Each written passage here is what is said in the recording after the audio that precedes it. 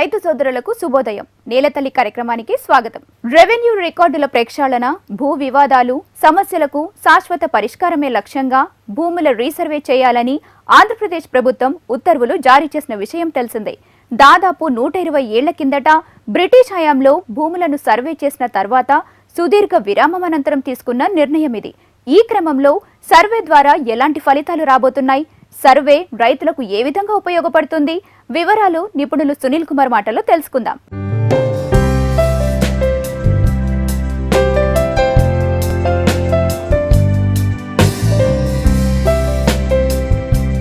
HMTV నేలతల్లి వీక్షకులకి నమస్కారం.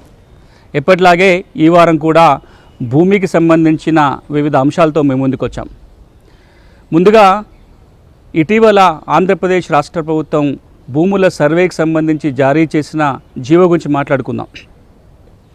ఇంతకుముందు పలు సందర్భాల్లో చెప్పినట్లుగా ఆంధ్రప్రదేశ్ రాష్ట్రం భూముల రీసర్వే కోసం ఒక నిర్ణయం తీసుకుంది.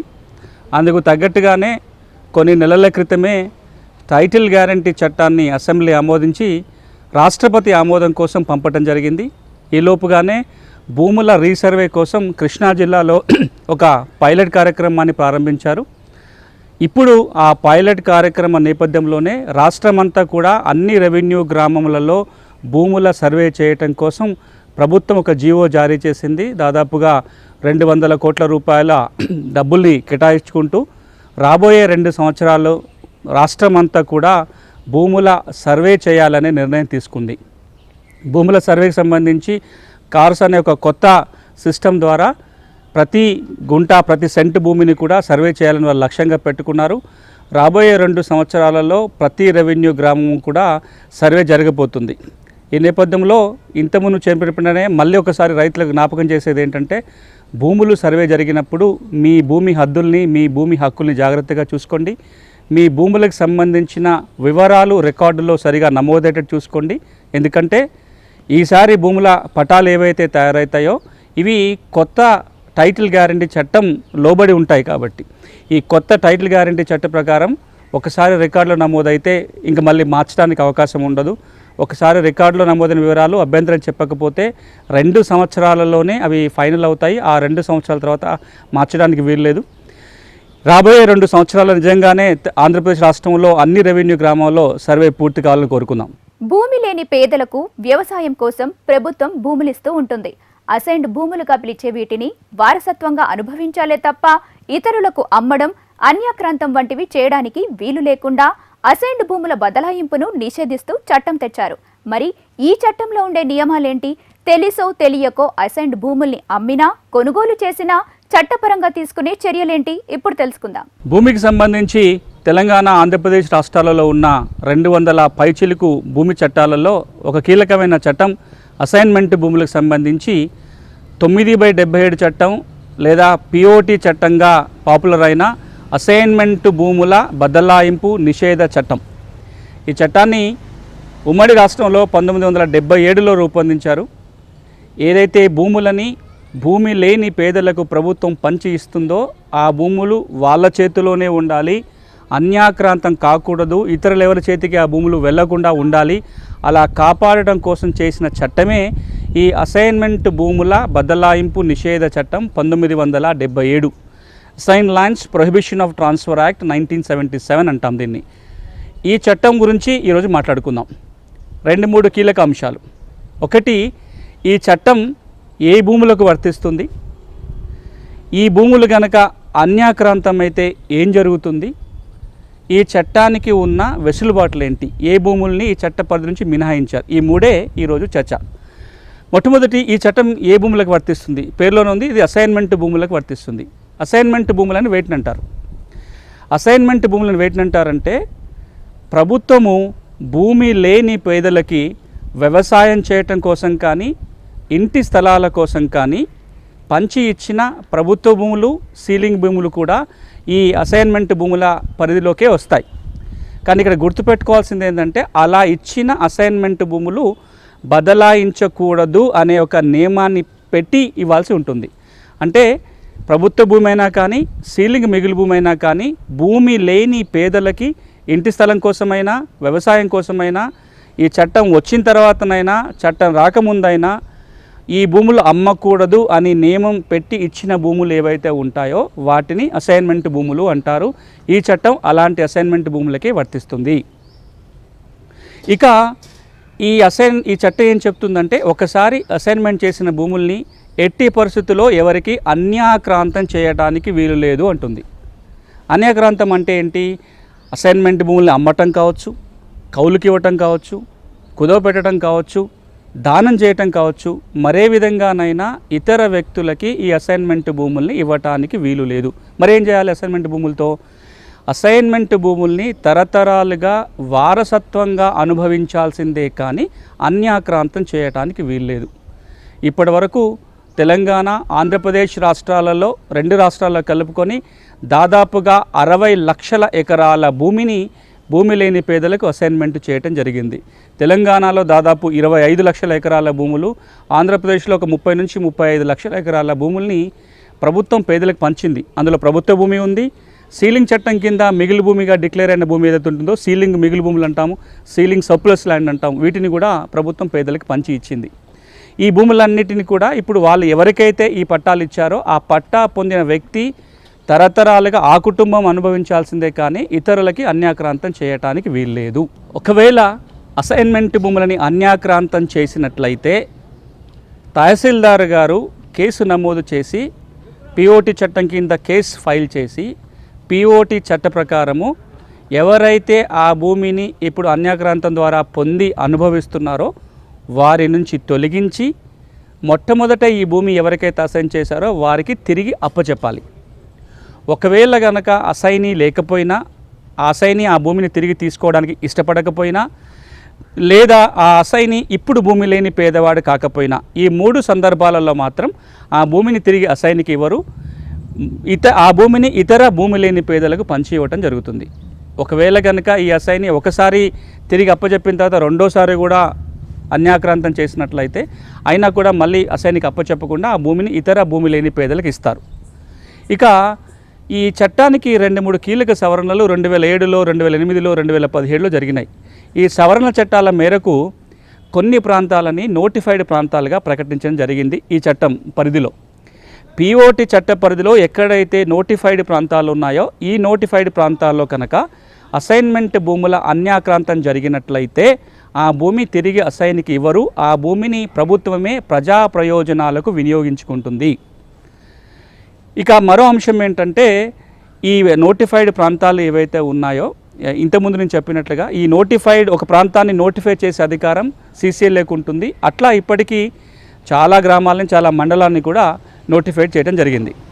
ఇక మరో అంశం ఈ అసైన్మెంట్ భూముల అన్యాక్రాంతం గురించి ఏంటంటే అసైన్మెంట్ భూములని కనుక ఎవరైనా ఈ చట్టాన్ని ఉల్లంఘించి కొనుగోలు చేసినా, ఒకవేళ అలా పొందిన తర్వాత వారిని తొలగించటంలో ఏమైనా అడ్డంకులు కల్పించినా, వాళ్ళని తొలగి వెళ్ళమని చెప్పి తహసీల్దార్ ఉత్తర్వులు ఇచ్చిన తర్వాత కూడా మళ్ళీ ఆ భూములకు తిరిగి వచ్చినా సరే ఇది నేరం అవుతుంది.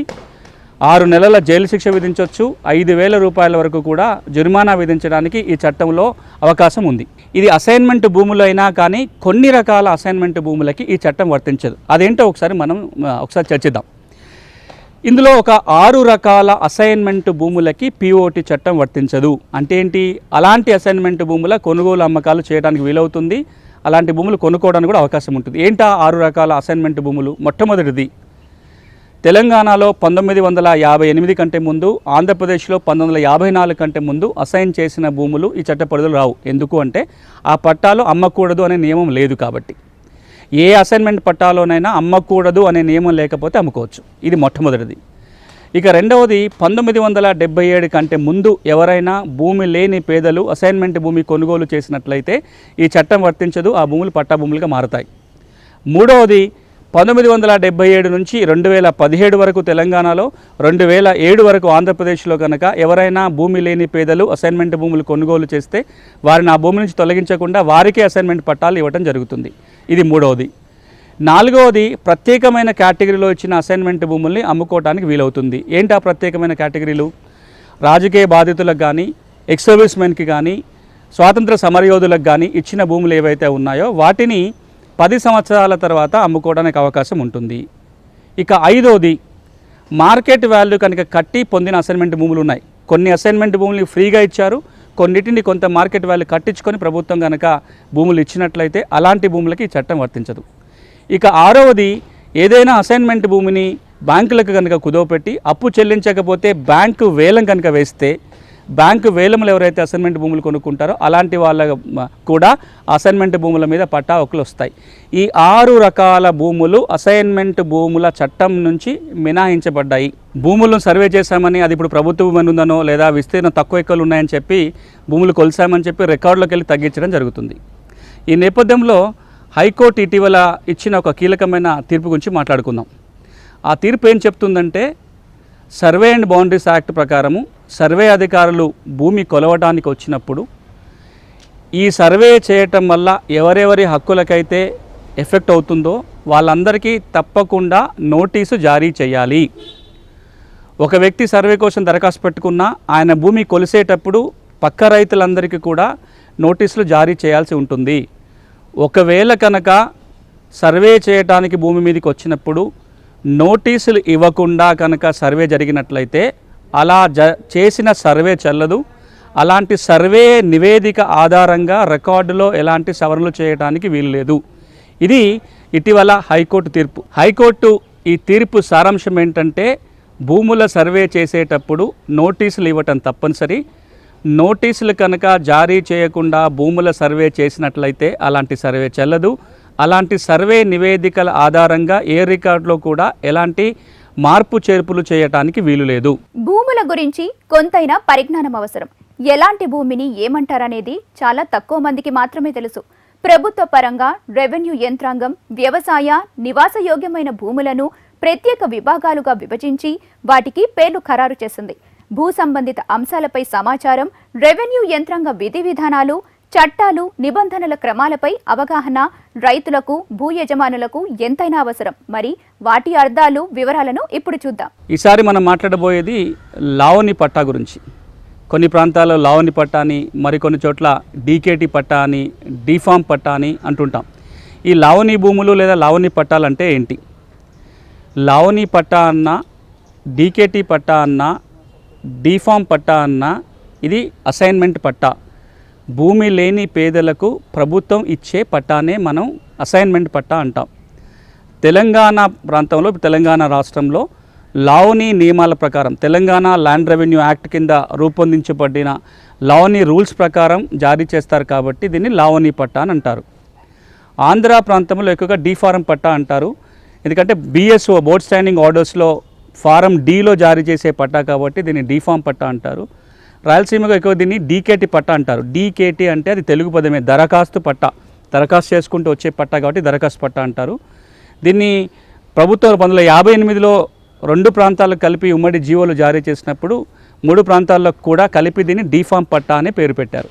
డీఫారం పట్టా అన్నా, లావణి పట్టా అన్నా, అసైన్మెంట్ పట్టా అన్నా, డీకేటీ పట్టా అన్నా సరే ప్రభుత్వం భూమి లేని పేదలకు పంచి ఇచ్చిన భూములకు ఇచ్చే పట్టానే ఈ లావణి పట్టా లేదా డీఫామ్ పట్టా అంటారు. ప్రభుత్వ లెక్కల ప్రకారం పేదలకు వ్యవసాయం కోసం లేదా ఇంటి స్థలాల కోసం ఇచ్చిన అసైన్డ్ భూముల్లో ఎక్కువ శాతం వారి ఆధీనంలో లేవని వివిధ అధ్యయనాలు చెబుతున్నాయి. ఈ క్రమంలో పట్టా ఉండి భూమి ఆధీనంలో లేకపోతే ఏం చేయాలి? సంప్రదించాల్సిన అధికారులు ఎవరు? ఇప్పటికీ కూడా ప్రభుత్వం ఇచ్చిన లావణి పట్టా లేదా డీఫామ్ పట్టాలు ఉండి భూమి లేని వ్యక్తులు చాలామంది ఉన్నారు. ఇది ఎందుకు జరిగి ఉంటుంది అంటే, భూ పంపిణీ కార్యక్రమాలు చేస్తున్నప్పటి నుంచి, స్వాతంత్రం వచ్చినప్పటి నుంచి ఇప్పటిదాకా భూములు పంచుతూ వస్తున్నాము. భూ పంపిణీలో పట్టాతో పాటుగా భూమి స్వాధీనపరిచి రెవెన్యూ రికార్డులో నమోదు చేసి రెవెన్యూ రికార్డులో కాపీలు ఇచ్చినప్పుడు మాత్రమే అసైన్మెంట్ ప్రక్రియ పూర్తయినట్టు కింద లెక్క. కానీ చాలా సందర్భాల్లో రకరకాల కారణాల వల్ల మనం పట్టాలు ఇచ్చాం కానీ ఇంకా భూమి ఇవ్వలేదు. మరి ఈ విధంగా పట్టాలు పొందిన వ్యక్తులు ఇంకా భూమి లేకపోతే ఏం చేయడానికి అవకాశం ఉంటుంది? చట్టం ఏం చెప్తుందని మనం ఒకసారి చూసినట్లయితే, తెలంగాణలో కానీ ఆంధ్రప్రదేశ్లో కానీ భూ పంపిణీ చేయటం కోసం ప్రభుత్వ జీవోలు మాత్రమే ఉన్నాయి. ఆంధ్రప్రదేశ్లో అయితే తెలంగాణ ల్యాండ్ రెవెన్యూ యాక్ట్ కింద రూపొందించిన కొన్ని నియమాలు ఉన్నాయి, 2 జీవోలు ఉన్నాయి. ఆంధ్రప్రదేశ్ రాష్ట్రంలో BSO ఉంది, ఒక 2 జీవోలు 1957, 58 జారీ చేసిన జీవోలు ఉన్నాయి. వాటి ప్రకారమే భూముల అసైన్మెంట్ జరుగుతుంది. ఇప్పుడు ఎవరైతే పట్టాలు మాత్రమే చేతిలో ఉన్నాయి, ప్రభుత్వం ఇచ్చిన పట్టాలు ఉన్నాయి కానీ భూమి లేదు అనే కుటుంబాలు ఉన్నాయో వాళ్ళు చేయాల్సిన పని, భూముల సర్వే కోసం తహసీల్దార్కి దరఖాస్తు చేసుకోవాలి. మీ దగ్గర ఉన్న పట్టా కాగితం, ఎక్కడైనా భూమి రికార్డులో నమోదై ఉన్నట్లయితే అడంగల్లో కానీ పహానీలో కానీ ఇతర ఆధారాలు ఏమన్నట్లయితే ఆ ఆధారాలను జత చేసుకుంటూ మండల తహసీల్దార్ గారికి దరఖాస్తు పెట్టుకోవాలి. ఆ భూముల్ని సర్వే చేసి హద్దులు చూపించండి అని. అప్పుడు తహసీల్దారు మండల సర్వేయర్కి ఆదేశాలు జారీ చేస్తారు. మండల సర్వేయర్ ఒక నోటీసు జారీ చేసి భూమి మీదకి వచ్చి భూములను సర్వే చేసి హద్దులు పాతుతారు. ఆ తర్వాత గిర్దావార్ లేదా రెవెన్యూ ఇన్స్పెక్టరు గ్రామానికి వెళ్ళి పంచనామా చేసి పట్టా ఆధారంగా భూములని ఆ అసైన్కి అప్పచెప్పడం జరుగుతుంది. ఇది చట్టంలో ఉన్న ప్రక్రియ. కానీ ఇక్కడ 2-3 అంశాలు మనం గమనించి చూడాలి. ఒకటి, ఏదైతే భూమికి పట్టాలు ఇచ్చారో ఆ భూమి ఖాళీగా ఉందనుకోండి, ఇప్పుడు నేను చెప్పిన ప్రక్రియలో ఆ వ్యక్తికి భూమిని అప్పచెప్పడానికి అవకాశం ఉంటుంది. కానీ ఏ భూమికైతే లావణి పట్టా లేదా అసైన్మెంట్ పట్టా ఇచ్చారో ఆ భూమి కనుక ఇతరుల ఆధీనంలో ఉంటే ఏం జరుగుతుంది? అప్పుడు మనం చూడాల్సిన 2 అంశాలు. ఎవరైతే ఇతరుల ఆధీనంలో భూమి ఉందో ఆ వ్యక్తులు భూమి లేని పేదవారా లేదా భూమి లేని పేదవారు కాదా? ఒకవేళ కనుక ఇప్పుడు ఎవరి ఆధీనంలో భూమి అయితే ఉందో ఆ వ్యక్తులు కనుక భూమి లేని పేదవాళ్ళు కానట్లయితే తహసీల్దార్ గారు ల్యాండ్ ఎంక్రోచ్మెంట్ చట్టం కింద, భూ ఆక్రమణ చట్టం కింద, మనం గత వారం మాట్లాడుకున్నాం ఈ చట్టం గురించి, ఈ భూ ఆక్రమణ చట్టం కింద నోటీసు జారీ చేసి వాళ్ళని తొలగించి అసైన్కి భూమి అప్పచెప్తారు. ఒకవేళ భూమి మీద ఉన్న వ్యక్తి కనుక భూమి లేని పేదవాళ్ళు అయితే వాళ్ళ దగ్గర ఏమైనా అసైన్మెంట్ పట్టా ఉందా లేదా పట్టా లేకుండానే సాగు చేసుకుంటున్నారా చూస్తారు.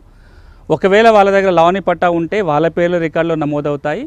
ఇప్పుడు వాస్తవంగా సాగులో ఉన్న వ్యక్తి భూమి లేని పేదవాడై ఉండి పట్టా లేకపోతే ఆ వ్యక్తికే పట్టాలు జారీ చేస్తారు. ఇప్పుడు ఎవరి చేతిలో అయితే ఈ లావణి పట్టా ఉందో దాన్ని రద్దు చేసి మరొక చోట అవకాశం ఉంటే అక్కడ భూమి ఇవ్వడానికి ప్రయత్నం జరుగుతుంది. ఇది పట్టా ఉండి భూమి లేకపోతే భూమి పొందే విధానం.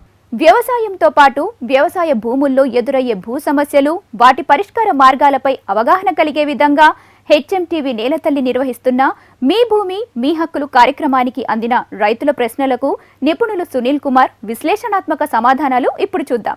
నేలతల్లి కార్యక్రమానికి మీరు పంపించిన కొన్ని ప్రశ్నలకి సమాధానాలు ఇచ్చే ప్రయత్నం చేస్తా.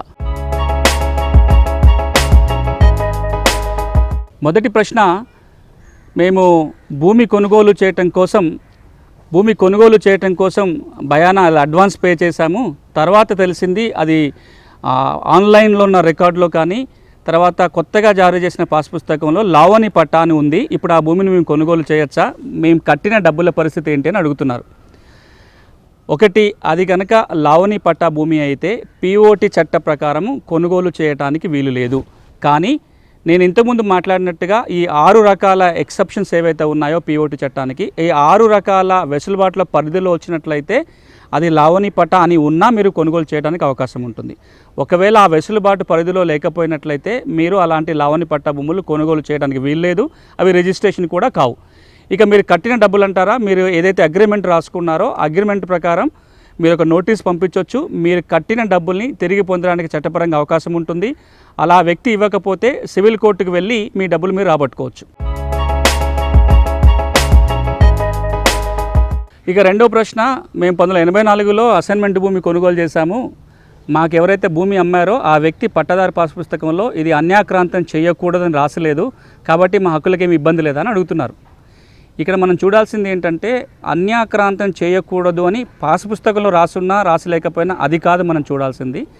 మనం చూడాల్సింది ఏంటంటే వారికి ఇచ్చిన అసైన్మెంట్ పట్టా ఏదైతే ఉంటుందో ఆ పట్టాలో అమ్మకూడదని నియమం ఉందా లేదా చూడాలి. రెండవది, ఆ భూమి నిషేధిత జాబితాలో ఉందా లేదా చూడాలి. ఒకవేళ కనుక ఆ పట్టా 1954 తర్వాతగా ఆంధ్రాలో, 58 తర్వాత తెలంగాణలో ఇచ్చినదైతే తప్పకుండా ఆ పట్టాలో అమ్మకూడని నియమం ఉంటుంది. రెండవది, అది నిషేధ జాబితాలో ఉంటుంది. అలా కనుక ఉంటే పాస్ పుస్తకంలో అమ్మకూడదు అని రాసి లేనంత మాత్రాన అది కొనుగోలు చేయడానికి వీల్లేదు. మూడో ప్రశ్న, మేము 1 ఎకరం 8 గుంటల భూమి సాదాబాయం ద్వారా కొనుగోలు చేశాము, కానీ ఇంతవరకు రిజిస్ట్రేషన్ కాలేదు. రిజిస్ట్రేషన్కి అమ్మిన వ్యక్తి ముందుకు రావటం లేదు, మేమేం చేయాలని అడుగుతున్నారు. ఇది తెలంగాణదైనా ఆంధ్రప్రదేశ్దైనా చాలా సందర్భాలు చెప్పుకున్నాం. సాదా బైనామా ద్వారా కొనుగోలు చేసిన భూముల క్రమబద్ధీకరణ కోసం తెలంగాణ రాష్ట్ర ప్రభుత్వం, ఆంధ్రప్రదేశ్ రాష్ట్ర ప్రభుత్వం కూడా పలుమార్లు అవకాశం కల్పించింది. ఇప్పుడు 2 రాష్ట్రాలలో కూడా దరఖాస్తు చేసుకునే చివరి తేదీ గడిచిపోయింది. మళ్ళెప్పుడైనా ప్రభుత్వాలు గడువు కనుక ఇచ్చినట్లయితే ఫారం 10లో దరఖాస్తు పెట్టుకుంటే ఈ సాదా బైనామా కొనుగోలు చేసిన భూములకి 13B సర్టిఫికేట్ వస్తుంది. ఆ సర్టిఫికేట్ వస్తే రిజిస్ట్రేషన్ అయినట్టు కింద లెక్క. ఒకవేళ దరఖాస్తు పెట్టుకునే గడువు లేకపోయినట్లయితే ఇప్పుడు కావాలనుకున్న సివిల్ కోర్టులో కేసు వేసుకొని టైటిల్ డిక్లరేషన్ సూట్ అంటారు, మీ టైటిల్ సూట్ వేసుకొని ఆ భూమి మీది అని డిక్లరేషన్ తెచ్చుకున్నట్లయితే మీకు పట్టా వస్తుంది. 4వ ప్రశ్న, మా అమ్మగారి పేరు మీద 1 ఎకరం అసైన్మెంట్ పట్టా ఉంది, ఆమె చనిపోయింది, ఇప్పుడు నేను గవర్నమెంట్ ఎంప్లాయీగా ఉన్నాను, ఆ భూమి వారసత్వంగా నాకు పట్టా చేయడానికి అవకాశం ఉందా అని అడుగుతున్నారు. ఇక్కడ మనం గమనించాల్సింది ఏంటంటే అసైన్మెంట్ పట్టా ఇచ్చేటప్పుడు మాత్రమే ఆ వ్యక్తి భూమి లేని పేదవారు అవునా కాదా అని చూస్తారు. భూమి లేని పేదలకు మాత్రమే అసైన్మెంట్ పట్టా చేస్తారు. ఒకసారి అసైన్మెంట్ చేసిన తర్వాత ఆ భూమి లేని పేదవాడు పేద నుంచి బయటకు వచ్చి భూమి ఉన్న పేదవాడు అయినా సరే లేదా భూమి ఉన్న వ్యక్తి అయినా సరే పేదరికం నుంచి బయటకు వచ్చి 5 ఎకరాల కంటే ఎక్కువ భూమి కొనుగోలు చేసినా సరే ఏదైతే ప్రభుత్వం అసైన్మెంట్ ఇస్తుందో ఆ భూమిని తిరిగి తీసుకోరు. రెండవది, వారసత్వంగా గనక భూములు ఇస్తున్నప్పుడు అసైన్మెంట్ భూమి వారసులు ఎవరైతే ఉంటారో ఆ వారసత్వంగా పట్టా మార్పిడి చేసినప్పుడు వాళ్ళు భూమి లేని పేదవాళ్ళు అవునా కాదా అనేది అనవసరము. ఆ వ్యక్తి భూమి ఉన్నవాడైనా సరే వారసత్వంగా పట్టా మారుతుంది.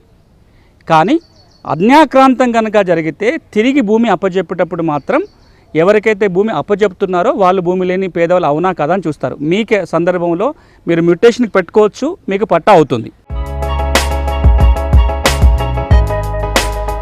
ఇక 5వ ప్రశ్న, లావణి పట్టా కాపీ పోయింది, పట్టా కోసం మేము దరఖాస్తు పెట్టుకున్నాము, ఆర్టీఏలో దరఖాస్తు పెట్టుకున్నా, మండల ఆఫీస్లో పట్టా లేదని అంటున్నారు, ఎక్కడ పొందొచ్చు అని అడుగుతున్నారు. లావణి పట్టా 2 కాపీలు ఉంటాయి. ఒక కాపీ అసైన్మెంట్ పొందిన వ్యక్తికి ఇస్తారు, ఇంకొక కాపీ మండల కార్యాలయంలో తహసీల్ ఆఫీస్లో ఉంటుంది. ఒకవేళ తహసీల్ కార్యాలయంలో పట్టా పోయినా సరే మరొక మార్గం ఏముంటుందంటే తహసీల్ కార్యాలయంలో అసైన్మెంట్ రిజిస్టర్ ఉంటుంది. ఆ రిజిస్టర్లో కనుక ఉంటే ఆ రిజిస్టర్ ఎక్స్ట్రాక్ట్ కూడా మీకు పట్టా ఇచ్చినట్టుగా ఉపయోగపడుతుంది. అది కూడా లేనప్పుడు పాత పహానీలో పట్టా నమోదైందా లేదా చూసుకుంటే పహానీ నకళ్ళు కూడా పట్టా పొందారు అనడానికి ఆధారాలుగా ఉపయోగపడతాయి.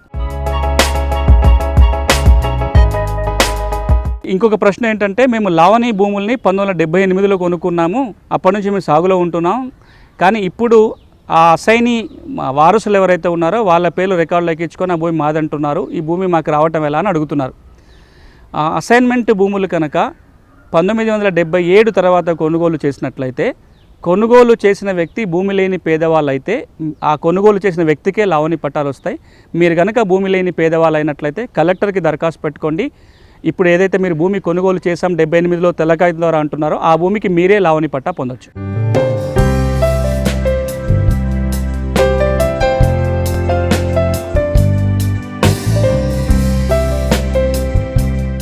భూ చట్టాలు, సమస్యల పరిష్కారం గురించి అలాగే రైతులకు ఉపయోగపడే మరింత సమాచారం కోసం మా HMTV అగ్రి యూట్యూబ్ ఛానల్ని సబ్స్క్రైబ్ చేసుకోండి. ఇది వాల్టి నేలతల్లి కార్యక్రమం. నమస్తే.